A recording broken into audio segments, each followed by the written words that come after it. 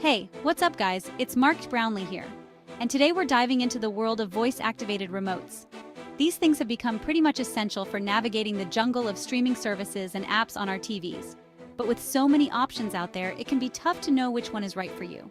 We'll be reviewing the top 5 models on the market, highlighting both the positives and the negatives of each. We're talking design, functionality, voice recognition accuracy, the whole 9 yards. By the end of this video, you'll know exactly which voice-activated remote deserves a spot on your coffee table. So let's get to it. First up, we've got the Amazon Fire TV Stick Remote. This one's a classic for a reason, guys. It's super user-friendly, even if you're not exactly tech-savvy. The layout is clean and straightforward, with dedicated buttons for power, volume, and navigation. Plus, that voice control button is right there at the top, easy to reach with your thumb. Now let's talk about compatibility. The Fire TV Stick Remote plays nicely with a wide range of devices, not just Amazon's own Fire TV Stick. You can use it to control your TV, soundbar, and even some streaming boxes. That kind of versatility is a huge plus in my book. And when it comes to voice commands, this remote does a solid job. It's pretty accurate at picking up what you're saying, even in a noisy room. You can search for specific shows, launch apps, control playback, and even get some basic information like the weather. But it's not all sunshine and roses. One thing I've noticed is that the voice search can be a little slow at times. You might find yourself waiting a few extra seconds for the results to pop up, especially if your internet connection isn't the fastest. Another thing to keep in mind is that the Fire TV Stick Remote doesn't have any advanced features like motion controls or a built-in keyboard. It's a pretty basic remote overall, which is fine for most people. But if you're looking for something more sophisticated, you might want to look elsewhere. Overall, the Amazon Fire TV Stick Remote is a solid choice for anyone looking for a reliable and affordable voice-activated remote. It's easy to use, compatible with a wide range of devices, and the voice control works well for the most part. It might not be the most feature-packed remote out there, but it gets the job done. Plus, you really can't beat that price point. If you're on a budget or just want a no-frills remote that works, the Fire TV Stick Remote is definitely worth considering. Next up, we've got the Roku Voice Remote Pro, and let me tell you, this one's a bit of a mixed bag. On the one hand, the voice recognition on this thing is seriously impressive. It's like talking to a real person. It's that accurate. You can whisper, you can shout, you can even mumble a little bit, and this remote will usually understand what you're saying. It's great for searching for specific shows or movies, especially if you can never remember the exact title. The Roku Voice Remote Pro also comes with a few extra bells and whistles that you don't get with the Fire TV Stick Remote. For example, it has a headphone jack, so you can watch TV without disturbing anyone else. And if you're always losing your remote in the couch cushions, you'll appreciate the built-in Find My Remote feature. Just press a button on the Roku streaming stick, and the remote will emit a sound so you can track it down. But here's the catch. While the voice recognition is top-notch, the Roku Voice Remote Pro can be a bit laggy at times. There's a noticeable delay between when you give a command and when the remote actually responds. It's not a deal breaker, but it can be a little frustrating, especially if you're used to the snappy performance of other remotes. It's like the remote is taking a little nap after every command you give it.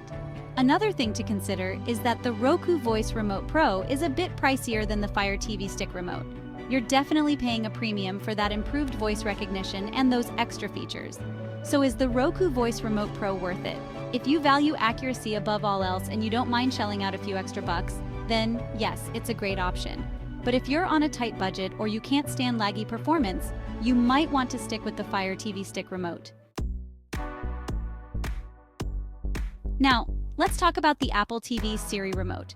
This one's always been a bit of a head-scratcher for me. From a design standpoint, it's undeniably sleek and minimalist, just like most Apple products. It's thin, it's light, and it feels really good in the hand. Plus, it's got that iconic touch-sensitive click pad at the top, which some people love and some people hate. Personally, I'm not a huge fan of the touch-sensitive controls. I find them to be a little too sensitive at times, and it's easy to accidentally swipe too far or select the wrong option. But that's just me. If you're a fan of Apple's trackpads, you'll probably feel right at home with the Siri Remote. In terms of functionality, the Siri Remote is pretty much what you'd expect from an Apple product. It's tightly integrated with the Apple TV ecosystem, so you can use it to control playback, adjust the volume, and search for content using Siri. Speaking of Siri, the voice control on this remote is pretty good. It's not quite as accurate as the Roku Voice Remote Pro, but it's still very usable. You can use it to search for specific shows, movies, actors, directors, you name it. You can also use Siri to control other Apple devices in your home, like your HomeKit-enabled lights or thermostat. That kind of integration is something you don't get with the other remotes on this list. However, the Apple TV Siri Remote does have one major drawback: its battery life. This thing seems to drain batteries like it's going out of style. You'll probably find yourself having to replace the batteries every few months, which can get annoying.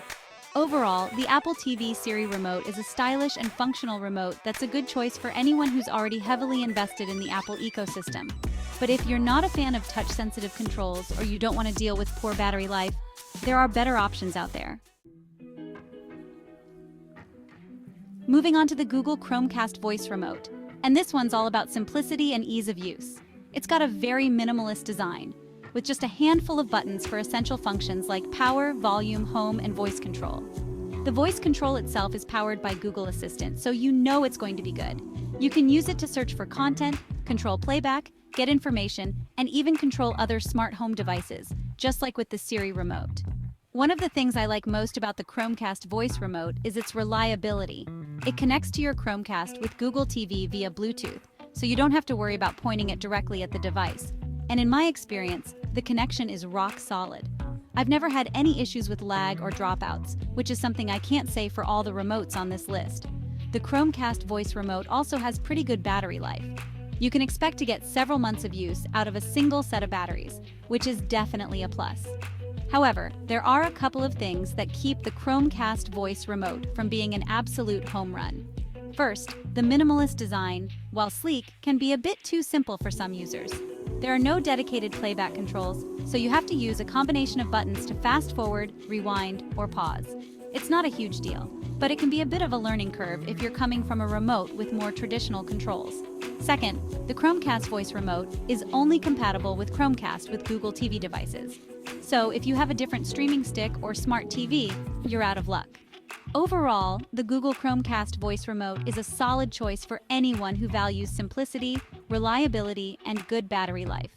It's not the most feature-packed remote out there, but it gets the job done and it does it well. Last but not least, we have the Samsung One Remote. This remote is designed to be a one-stop shop for all your entertainment needs. It's compatible with a wide range of Samsung TVs and soundbars, and it can even control other devices like cable boxes and Blu-ray players. One of the standout features of the Samsung One Remote is its built-in solar panel. This means you never have to worry about replacing the batteries, which is a huge plus in my book. The solar panel charges the remote whenever it's exposed to light, so you can just leave it on your coffee table and forget about it. In terms of voice control, the Samsung One Remote uses Samsung's Bixby voice assistant. Bixby is fine. It's not as good as Google Assistant or Amazon Alexa, but it can handle basic commands like searching for content, controlling playback, and adjusting the volume. However, Bixby can be a bit hit or miss when it comes to understanding natural language. You might find yourself having to rephrase your commands or repeat yourself more often than you'd like. Another thing to keep in mind is that the Samsung One Remote is a bit pricey. It's not the most expensive remote on this list, but it's definitely not the cheapest either. So, is the Samsung One Remote worth it? If you're a Samsung TV owner who hates replacing batteries and you don't mind using Bixby, then yes, it's a decent option. But if you're not tied to the Samsung ecosystem or you'd rather have a remote with a more robust voice assistant, you might want to look elsewhere. So there you have it, the top 5 voice-activated remotes on the market right now. Each one has its own strengths and weaknesses, so the best one for you will depend on your individual needs and preferences. Let me know in the comments which one you think is the best, or if there's another remote you think should have made the list. Don't forget to hit that like button, subscribe, and I'll catch you in the next one. Peace.